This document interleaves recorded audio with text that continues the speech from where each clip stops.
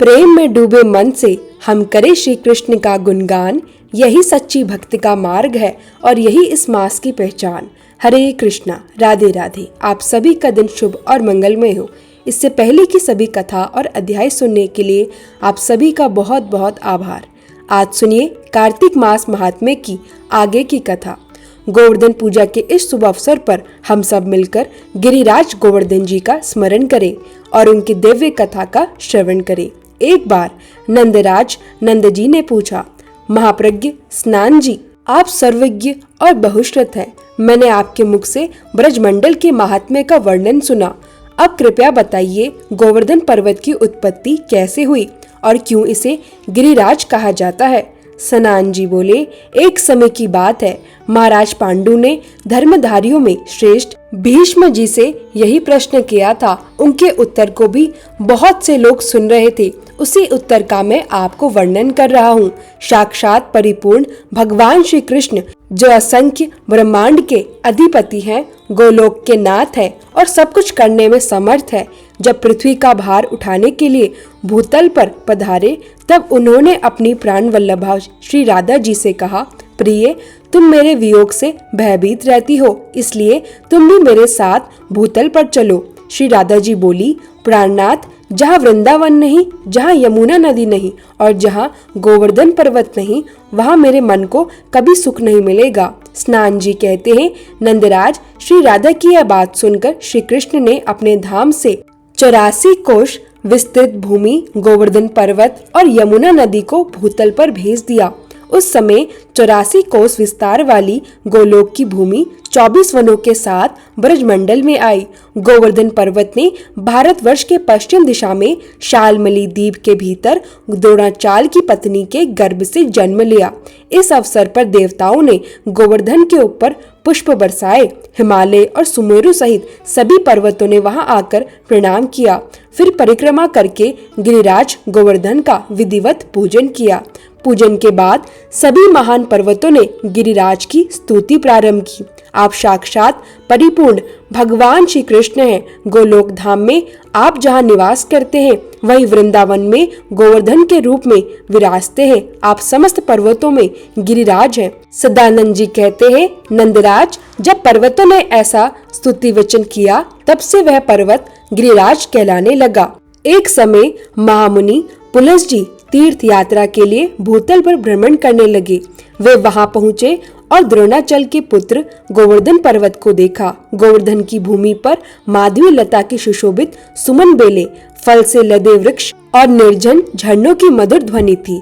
सैकड़ों शिखरों से सुसज्जित यह पर्वत तपस्या करने वालों के लिए अत्यंत उपयुक्त स्थान प्रतीत हुआ। पुलस जी ने गोवर्धन से निवेदन किया, हे गोवर्धन, तुम पर्वतों के स्वामी हो, मैं काशी का मुनि हूँ, मुझे तुम अपने साथ वहाँ ले चलो, मैं तुम्हारे ऊपर तपस्या करूँगा। गोवर्धन ने कहा, मेरा शरीर 8 योजन लंबा, 2 योजन चौड़ा और 5 योजन ऊंचा है, आप मुझे कैसे ले जाएंगे। पुलस जी बोले, बेटा, तुम मेरे हाथ पर बैठो, जब तक काशी नहीं पहुँचते मैं तुम्हें हाथ पर ही रखूंगा। गोवर्धन ने अपनी शर्त रखी, मैं जो स्थान पर रख दिया जाऊंगा वहां से फिर नहीं उठूंगा। सदानंद जी कहते हैं, पुलिस जी ने गोवर्धन को अपने हाथ पर उठाया और धीरे धीरे ब्रजमंडल में पहुंचा दिया। मार्ग में गोवर्धन ने सोचा, यह ब्रजभूमि और यमुना नदी गोलोक से आई है, यहाँ श्री कृष्णा और श्री राधा का आगमन होगा, इसलिए मैं यही रहूंगा। पुलस जी ने प्रेम पूर्वक गोवर्धन को उठाने का प्रयास किया, पर पर्वत एक उंगली भी नहीं हिला। फिर पुलस जी बोले, तुम रूठे हुए हो, बताओ अपना अभिप्राय। गोवर्धन ने उत्तर दिया, इसमें मेरा कोई दोष नहीं है, आपने मुझे यही स्थापित किया है, अब नहीं उठूंगा। सदानंद जी कहते हैं, यह सुनकर पुलस मुनि को क्रोध जागा। उन्होंने श्राप दिया, पर्वत, तुम प्रतिदिन तिल तिल क्षीण होते जाओगे। तब से यह पर्वत प्रतिदिन तिल तिल क्षीण होता चला गया, लेकिन इतना पवित्र है कि भागीरथी गंगा और गोवर्धन पर्वत रहेंगे, तब कलयुग का प्रभाव नहीं होगा। गोवर्धन पूजा के बाद परिक्रमा की जाती है। परिक्रमा मार्ग में एक ऐसा स्थान आता है, पूछरी का लोटा, जो आज राजस्थान में स्थित है, जहाँ श्री हनुमान जी का विग्रह स्थापित है। प्राचीन कथा के अनुसार जब भगवान कृष्ण गोवर्धन के क्षेत्र में गोचारण के लिए आते थे तब श्री हनुमान जी भी उनके साथ खेला करते थे। दोनों साथ साथ भोजन करते, बातें करते और लीला में मग्न रहते।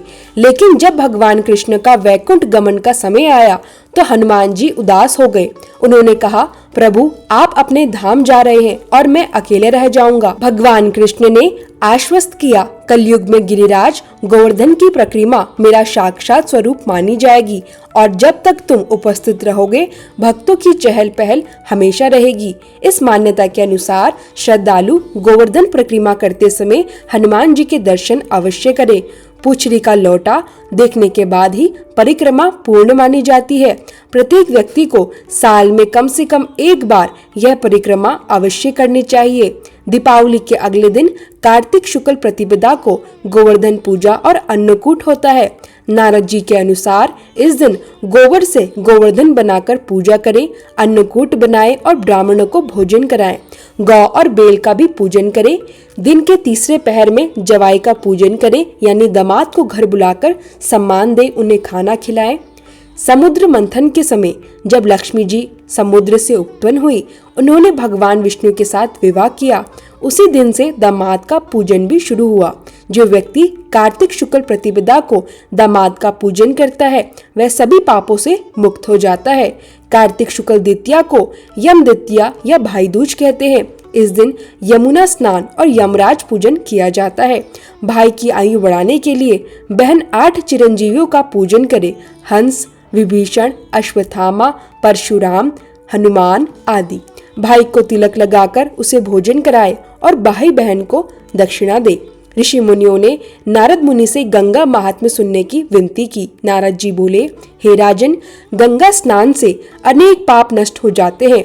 जो कोई गंगा में स्नान करता है उसके समस्त पाप क्षय हो जाते हैं। उसकी कई पीढ़ियां भी परम पद की प्राप्ति करती हैं। नारद जी ने आगे बताया, गोदावरी, कृष्णा, रेवा, अमरावती, तुंग, भद्रा, कावेरी, यमुना, सरस्वती, इन सभी नदियों में गंगा में स्थित है। सभी तीर्थों में काशी क्षेत्र सर्वोत्तम माना जाता है। जो काशी में वास करता है और वहां स्मरण करते हुए शरीर त्यागता है वह मोक्ष को प्राप्त कर लेता है। महर्षि कश्यप जी की 2 पत्नियां थी, अदिति और दीति। अदिति के पुत्र देवता हुए और दीति के पुत्र दैत्यों के राजा बने। कालांतर में दैत्य राजा बलि ने स्वर्ग पर अधिकार कर लिया। देवता भाग गए। अदिति ने हिमाचल पर्वत पर कठिन तपस्या शुरू कर दी। फलाहार, सूखे पत्ते, वायु का ही सेवन करते हुए वे इसने तपस्या करती रही। 1000 वर्षों तक निरंतर तप करने के बाद दैत्य मायावी ने छल किया। अदिति को मारने की योजना बनाई, आग लगाई, लेकिन भगवान की कृपा से अदिति सुरक्षित रही। सभी दैत्यों ने स्वयं अपनी जलाई हुई आग में प्राण त्याग दिए। इस प्रकार देवताओं का स्वर्ग पर पुनः अधिकार स्थापित हुआ। गोवर्धन पर्वत प्रेम और भक्ति का प्रतीक है। इसका पूजन कृष्ण भक्ति और प्रकृति सम्मान का संदेश देता है। प्रतिदिन तुलसी पूजा, दीपदान और पुष्पों से गोवर्धन पूजा करने से पाप नष्ट और सुख समृद्धि प्राप्त होती है। राधे राधे। आज का अध्याय इतना ही। इसके आगे का आप नेक्स्ट वीडियो में सुनेंगे। अब सुनते हैं तुलसी चालीसा। जय जय तुलसी भगवती सत्यवती सुखदानी, नमो नमो हरिप्रेषी श्री वृंदावन गुणखानी। श्री हरि शीश बिरजनी देहु अमर वर अम्ब, जनहित है वृंदावनी अब न करु विलंब। धन्य धन्य श्री तुलसी माता, महिमा अगम सदा श्रुति गाता। हरि के प्राणों से तुम प्यारी, हरि हेतु कीन्हो ताप भारी। जब प्रसन्न है दर्शन दीनो, तब कर जोरी विनय उस कीनो। हे भगवंत कंत मम होहु, दीन जानी जन छड़ाहु छोहु। सुनी लक्ष्मी तुलसी की बानी, दीनो श्राप कद पर आनी। उस अयोग्य वर मांगन हारी, होहु विटप तुम जड़ तनुधारी। सुनी तुलसी ही श्रेप्य ते ठामा, करहु वास तो नीचन धामा। दियो वचन हरि तब तत्काला, सुन सुमुखी जन होहु बिहाला। समय पाई व्यो रो पाति तोरा, पूज्यो आस वचन सत मोरा। तब गोकुल मह गोप सुदामा, तासु बही तुलसी तू बामा। कृष्ण रास लीला के माही, राधे शक्यो प्रेम लखी नाही। दिए श्राप तुलसी ही तत्काला, नर लोक ही तुम जन्मोह बाला। यो गोप वह दानव राजा, शंख चूड नामक सिर ताजा। तुलसी बही तासु की नारी, परम सती गुण रूप अगारी।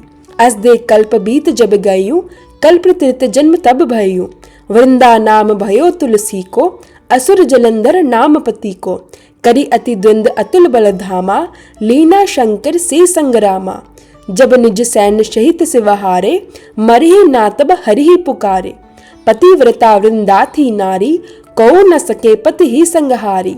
तब जलंधर ही भेष बनाई, वृंदा डिघरी पहुँचे जाई। शिव हित लही करी कपट प्रसंगा, कियो सत्य धर्म तो ही भंगा। भयो जलंधर कर संगहारा, सुनि उर शोक उपारा। तिहि क्षण दियो कपट हरि टारी, लखी वृंदा दुख गिरा उचारी।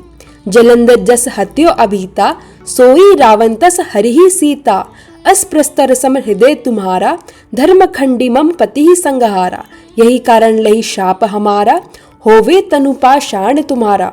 सुनी हरि तुरत ही वचन उचारे, दियो शाप बिना विचारे।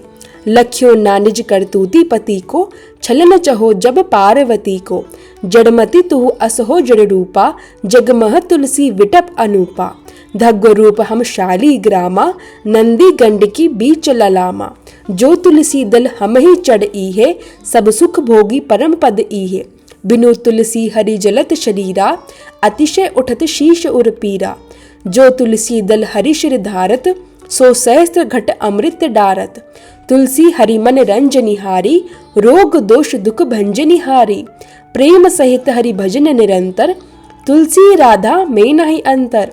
व्यंजन हूँ छपनु प्रकारा, बिनु तुलसी दल नहीं हरि ही प्यारा। सकल तीर्थ तुलसी तरु छाही, लहत मुक्ति जन संशय नाही। कवि सुंदर एक हरि गुण गावत, तुलसी निकट सहस गुण पावत। बसत निकट दुर्बासा धामा, जो प्रयास ते पूर्व ललामा। पाठ करी ही जो नित नर नारी, हो ही सुख भाष्य ही त्रिपुरारी। तुलसी चालीसा पढ़ी, तुलसी तरु ग्रह धारी। दीपदान करी पुत्र फल पाविहि, बंदी हो नारी। सकल दुख दरिद्र हरिहार है, परम प्रसन्न आश्रय धन जन लड़ही। ग्रह बसी पूर्णा अत्र, लाही अभिमत फल जगत, मह लाही पूर्ण सब काम। जय दल अर्पि तुलसी, तह सहस बसी हरि राम। तुलसी महिमा नाम लख, तुलसी सूत सुख राव। मानस चालीसा रच्यो, जगमह तुलसीदास। आरती। तुलसी महारानी नमो नमो, हरि की पटरानी नमो नमो। तुलसी महारानी नमो नमो, हरि की पटरानी नमो नमो। धन तुलसी पूरण तब कीनो, शाली ग्राम बनी पटरानी नमो नमो। तुलसी महारानी नमो नमो, हरि की पटरानी नमो नमो। जाके पत्र मंजरी, कोमल श्रीपति कमल चरण लपटानी नमो नमो। तुलसी महारानी नमो नमो, हरि की पटरानी नमो नमो। कौन महीने में बोई रानी तुलसा, कौन महीने हुई हरियाली नमो नमो। तुलसी महारानी नमो नमो, हरि की पटरानी नमो नमो। कौन महीने में हुई तेरी पूजा, कौन महीने हुई पटरानी नमो नमो। तुलसी महारानी नमो नमो, हरि की पटरानी नमो नमो। आषाढ़ मास में बोई रानी तुलसा, सावन महीने हुई हरियाली नमो नमो। तुलसी महारानी नमो नमो, हरि की पटरानी नमो नमो। कार्तिक मास में हुई तेरी पूजा, मंगसिर मास हुई पटरानी नमो नमो। तुलसी महारानी नमो नमो, हरि की पटरानी नमो नमो। धूप दीप नैग आरती, पुष्पन की वर्षा बरसानी नमो नमो। तुलसी महारानी नमो नमो, हरि की पटरानी नमो नमो।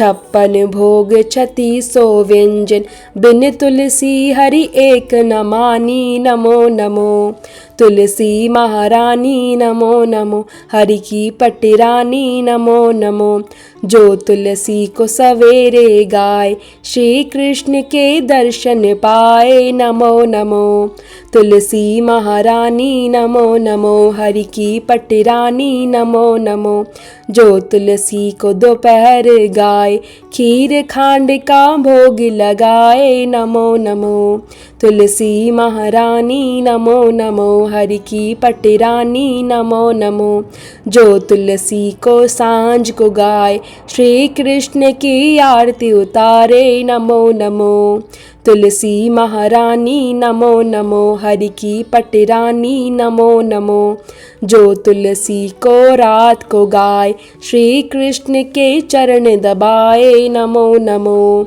तुलसी महारानी, नमो नमो हरि की पटिरानी। नमो नमो सभी सखी मैया तेरो यश गावे, भक्ति दान दीजे महारानी। नमो नमो तुलसी महारानी, नमो नमो हरि की पटिरानी। नमो नमो तुलसी महारानी, नमो नमो हरि की पटिरानी। नमो नमो।